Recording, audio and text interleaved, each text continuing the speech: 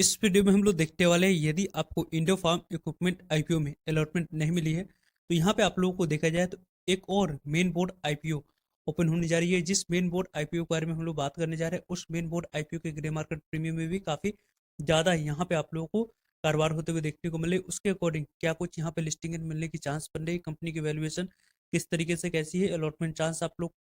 कैसे बढ़ा सकते हो, इनके बारे में इस वीडियो में डिटेल्स में बात करेंगे। सो वीडियो को इन तक देखिएगा और ऐसे ही daily IPO, grey market premium और स्टॉक स्पेसिफिक अपडेट के लिए चैनल को सब्सक्राइब कर लीजिए। साथ ही कमेंट्स में टेलीग्राम ग्रुप का लिंक दिया गया है, वहां भी जुड़ सकते हैं टाइमली अपडेट के लिए।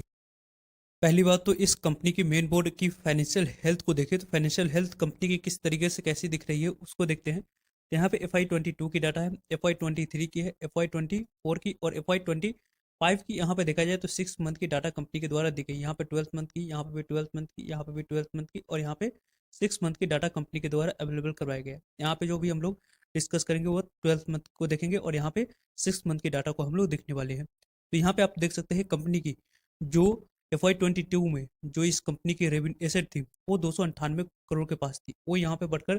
348 करोड़ के पास हुई। देन यहाँ पे 665 करोड़ के पास, और अभी देखा जाए तो 756 करोड़ के पास कंपनी की एसेट देखने को मिल रही है। एसेट टर्म्स में यदि हम लोग डिस्कस करें तो कंपनी की एसेट लगातार कंसिस्टेंट यहाँ पे कंपनी की ग्रोथ कंपनी अपनी एसेट में करके दिखा रही है। 298 करोड़ से कंपनी की एसेट बढ़कर 756 करोड़ के पास आ चुकी है, जो कि काफी शानदार है। कंपनी के रेवेन्यू के बारे में बात करें, कंपनी के रेवेन्यू किस तरीके से कैसे बढ़ रही है उसको यदि हम लोग देखते हैं तो पहले 241 करोड़ की रेवेन्यू थी, वो 501 करोड़ के पास हुई, 500 करोड़ के पास। और यहाँ पे देखा जाए तो 549 करोड़ के पास, और इस 6 महीने में 312 करोड़ के पास कंपनी की रेवेन्यू देखने को मिल रही है। रेवेन्यू टर्म्स में यदि हम लोग डिस्कस करें तो ईयर ऑन ईयर बेस पर कंपनी की ग्रोथ काफी अच्छी है। कंपनी के 22-23 में काफी ज्यादा एक्सपोनेंशियल रेवेन्यू में ग्रोथ देखने को मिला था, और 23-24 में उतनी एक्सपोनेंशियल ग्रोथ नहीं है, लेकिन 6 महीने अच्छी यहाँ पे ग्रोथ आपको 312 करोड़ की रेवेन्यू में करके दिखाते हुए देखने को मिली है। इसको एक पॉजिटिव पॉइंट्स के तौर पे लिया जा सकता है। कंपनी की प्रॉफिट की बात करें, यहाँ पे टैक्स देने के बाद कंपनी के पास प्रॉफिट कितनी बच रही है, तो पहले यहाँ पे 25 करोड़ के पास प्रॉफिट थी, वो यहाँ पे 54 करोड़ के पास हुई, देन 60 करोड़ के पास, और अभी देखा जाए तो यहाँ पे 36 करोड़ के पास कंपनी की प्रॉफिट देखने को मिल रही है। प्रॉफिट टर्म्स में यदि हम लोग डिस्कस करते हैं तो लगातार कंपनी की प्रॉफिट यहाँ पे 25 करोड़, 53 करोड़, 60 करोड़ और 36 करोड़ के पास देखने को मिली, जो कि कंपनी की प्रॉफिट यहाँ पे बढ़ी है। कंपनी के यहाँ पे देखा जाए तो 25 करोड़ से 54 करोड़ के पास हुई, 54 करोड़ से 60 करोड़, और 6 महीने में लगभग 36 करोड़ के पास आ चुकी है, जो कि आने वाले समय में इसी तरीके की इसी रेशियो में कंपनी 6 महीने प्रॉफिट रिपोर्ट करती है तो 70 करोड़ के पास FY25 में कंपनी अपनी प्रॉफिट रिपोर्ट करती हुई देखने को मिल सकती है। यहाँ पे कंपनी की नेटवर्थ की बात करें, कंपनी की किस तरीके से कैसी नेटवर्थ है उसको यदि हम लोग देखते हैं, यहाँ पे देख सकते हैं कंपनी की नेटवर्थ पहले यहाँ पे आप लोगों को लगभग 70 करोड़ के पास थी, वो आप लोगों को 156 करोड़ के पास हुई, 409 करोड़ के पास, और अभी देखा जाए तो कंपनी की नेटवर्थ लगभग 448 करोड़ के पास देखने को मिल रही है। कंपनी की रिजर्व एंड सरप्लस की बात करते हैं तो लगभग यहाँ पे कंपनी की रिजर्व एंड सरप्लस पहले 54 करोड़ के पास थी, वो 140 करोड़ के पास हुई, देन यहाँ पे 389 करोड़ के पास, और अभी देखा जाए तो 261 करोड़ के पास कंपनी के रिजर्व एंड सरप्लस है। कंपनी की बोरोइंग की बात करें, कंपनी के पास कर्ज कितनी है उसकी यदि हम लोग बात करते हैं तो कंपनी की कर्ज पहले यहाँ पे 69 करोड़ के पास थी, 82 करोड़ के पास हुई, देन यहाँ पे आपको देखा जाए तो 129 करोड़ के पास, और अभी आपको 174 करोड़ के पास कंपनी की कर्ज देखने को मिली। जिस तरीके से जैसी रेवेन्यू में ग्रोथ देखने को मिला, वो भी कर्ज में यहाँ पे ग्रोथ देखने को मिली, जो थोड़ी सी कंसर्निंग पॉइंट्स है। लेकिन ओवरऑल कंपनी के बारे में बात करें तो कंपनी की यहाँ पे टोटल बोरोइंग थोड़ी सी ओके ओके देखने को मिल रही है। कंपनी की यदि हम लोग देखें फंडामेंटल्स की बात करते हैं तो कंपनी के फंडामेंटल्स जो यहाँ पे देखने को मिल रही है उसके बारे में बात करते हैं। तो कंपनी की यहाँ पे ROE की बात करें, रिटर्न ऑन इक्विटी की 21% के पास है, 25% के पास ROC देखने को मिली, डेट इक्विटी 0.32 की है, जो कि यहाँ पे मैनेजेबल है। कंपनी की यहाँ पे देखा जाए तो रिटर्न ऑन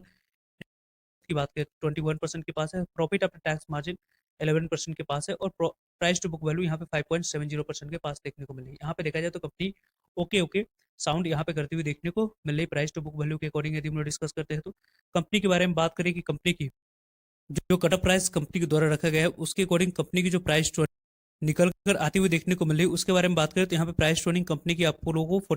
43 की निकल कर आई, जो कि अपने पीयर कंपनी से कंपनी ने वैल्यूएशन वाइज लेवल पे कुछ लिस्टिंग करने के लिए स्कोप छोड़ी हुई, उसी कारण से आईपीओ बिना ओपन हुई ग्रे मार्केट प्रीमियम में शानदार यहाँ पे तेजी देखने को मिल रही है। इस कंपनी का ऑब्जेक्टिव क्या है, क्यों कंपनी अपनी आईपीओ ला रही है, तो यहाँ पे कैपिटल एक्सपेंडिचर रिक्वायरमेंट को फुलफिल करने के लिए कंपनी यहाँ पे टुवर्ड्स परचेज करना चाहती है मशीनरीज और इक्विपमेंट, रीपेमेंट और प्रीपेमेंट करना चाहती है फुल्ली पार्शली। यहाँ पे जो इस सर्टेन कुछ आउटस्टैंडिंग पहले उसके लिए कंपनी यहाँ पे इन्वेस्टमेंट करेगी होली ऑन मटेरियल जो सब्सिडी कंपनी है S2 इंजीनियरिंग की बात करें इंडस्ट्री प्राइवेट लिमिटेड में, साथ साथ रिपेमेंट करना चाहती है अपनी सब्सिडी कंपनी की जो यहाँ पे बोरोइंग उसके लिए इन्वेस्टमेंट करेगी wholly owned material subsidy company है जो कि फंडिंग इनऑर्गेनिक ग्रोथ के लिए और स्ट्रेटेजिक इन्वेस्टमेंट एंड एक्विजिशन के लिए कंपनी अपने पैसे की यूज जनरली करते हुए देखने को मिलेगी। तो ओवरऑल कंपनी की ऑब्जेक्टिव यहाँ पे देखा जाए आईपीओ लाने के लिए काफी ज्यादा अच्छी देखने को मिल रही है। कंपनी की आईपीओ कब से ओपन होने वाली है, तो यहाँ पे देख सकते हैं कि स्टैंडर्ड ग्लास लाइनिंग आईपीओ की ओपनिंग डेट 6 ऑफ जनवरी रखी गई, यानी कि आपको देखा जाए तो परसों से आईपीओ ओपन होते हुए देखने को मिलेगी। स्टैंडर्ड ग्लास लाइनिंग आईपीओ की यहाँ पे ओपनिंग डेट 6 ऑफ जनवरी है और 8 ऑफ जनवरी इस आईपीओ की क्लोजिंग डेट रखी गई है, यानी कि 6 ऑफ जनवरी, 7 ऑफ जनवरी और 8 ऑफ जनवरी इन 3 डेट को इस आईपीओ में अप्लाई करने के लिए समय आप लोगों को मिलेगा। कंपनी के फेस वैल्यू यहाँ पे 10 रुपीज़ है। प्राइस बैंड की बात करें तो 140 रुपये जो कंपनी के अपर प्राइस बैंड है, इसी अपर प्राइस बैंड पे आपको शेयर आपको अप्लाई करते समय इसी अपर प्राइस बैंड पे शेयर आपको एलोकेट होते हुए देखने को मिलेगी। 107 इक्विटी शेयर कंपनी की 410 करोड़ की बात करते हैं तो इशू साइज यहाँ पे देखने को मिली 410 करोड़ की पूरी तरीके से इशू साइज है।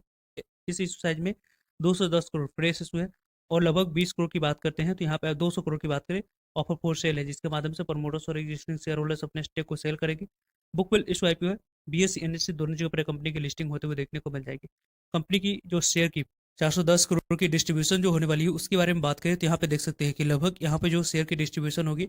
वो यहाँ पे 50% शेयर क्यूआईबी कैटेगरी के पास जाएगी, 35% शेयर रिटेलर्स कैटेगरी के पास जाने वाली है और 15% शेयर एचएनआई कैटेगरी के पास हम लोग को जाते हुए देखने को मिलेगी। कंपनी के स्टैंडर्ड ग्लास लाइनिंग आईपीओ के बारे में बात करें हम लोग तो यहाँ पे इस कंपनी के बारे में बात करते हैं।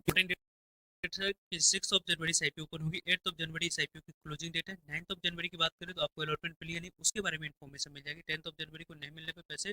रिफंड कर दिए जाएंगे। 10 ऑफ जनवरी को डीमेट अकाउंट में शेयर को क्रेडिट कर दिए जाएंगे और 13 ऑफ जनवरी को कंपनी लिस्ट होते हुए देखने को मिल जाएगी बीएससी एनएससी दो जगह पे। स्टैंडर्ड ग्लास लाइनिंग आईपीओ को यदि हम लोग देखें तो लगभग इस आईपीओ में मिनिमम एक लॉट अप्लाई करने के लिए 14,980 रुपये अमाउंट की रिक्वायरमेंट देखने को मिल रही है। स्मॉल एचएनआई कैटेगरी में अप्लाई करने के लिए 2,09,720 रुपये पास होनी चाहिए। अब अप्लाई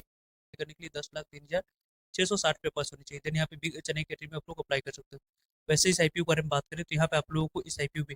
जो कि आपको यहाँ पे